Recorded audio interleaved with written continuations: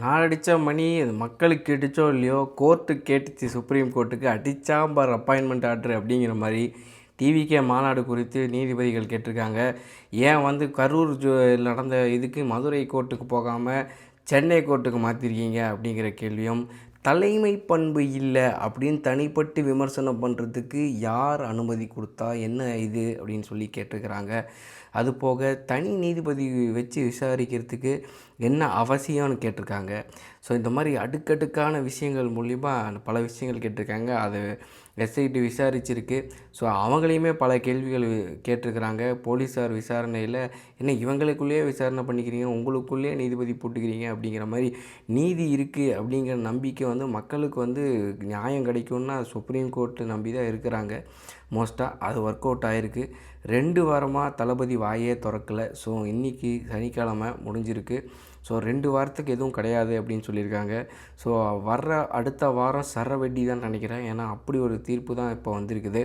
So அதெல்லாம் தாண்டி வந்து இவங்கக்கிட்ட என்ன கேட்டிருக்கிறாங்கன்னா, நான் ப்ராப்பராக இன்னும் விசாரிக்க சொல்லி இன்னொரு குழுவையும் போட்டிருக்காங்க. ஆனால் சிபிஐ விசாரணை கிடையாது. அந்த மனு வந்து தள்ளுபடி செய்யப்பட்டது. ஏன்னா சிபிஐ விசாரணை பண்ணுற அளவுக்கு எங்கள் சிச்சுவேஷன் இல்லை அப்படிங்கிறது கோர்ட் சொன்னது கொஞ்சம் வருத்தத்தக்க செயலாக இருந்தாலும், இங்கே யார் விசாரிப்பாங்க அப்படின்னு பார்த்தீங்கன்னா, இங்கே இருக்கிற லோக்கல் போலீஸ் தான்.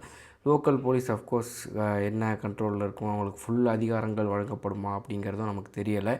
இந்த இடப்பட்ட இந்த 2 வார கேப்பில் பார்த்திங்கன்னா, ஒரு பத்திரிகிற மாதிரி நியூஸுகளோ வேறு எதுவுமே மீடியாவோட அட்டென்ஷனுக்கு இல்லை. ஏன்னா விஜய் மட்டும்தான் நியூஸாகவே இருக்கிறார்.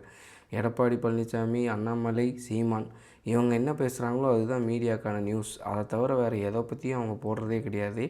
அந்த மாதிரி இருக்கும்போது இப்போ ரீசெண்டாக புதிய தலைமுறை வேறு இது பண்ணிட்டாங்கன்னு சொல்லிட்டு பெரிய இஷ்யூ ஆக்குனாங்க. அதே மாதிரி பாலிமர் திருப்பி உள்ளே கொண்டு வந்தாங்க. ஊடகங்கள் ஒடுக்கப்படுகிறதுன்னு ஒரு பக்கம் போயிட்டே இருக்குது. ஸோ அது அந்த அளவுக்கு வந்து இதுங்கிறது பார்த்துட்ருக்குறோம்.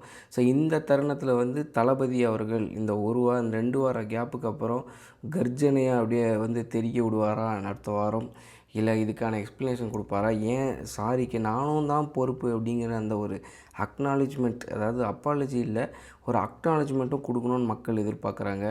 அதுவும் அவர் வழங்குவாரா அப்படிங்கிறதையும் நம்ம பொறுத்து தான் பார்க்கணும். இப்போ நடக்கிற இந்த சிச்சுவேஷன், ஊடகங்கள் கண்ட்ரோல் பண்ணப்படுறது, இந்த சுப்ரீம் கோர்ட் உத்தரவு, நடந்த இந்த சம்பவங்கள்லாம் பற்றி உங்களோட கருத்து என்னங்கிறதையும் கமெண்ட்ஸில் ஷேர் பண்ணுங்கள். தேங்க்யூ.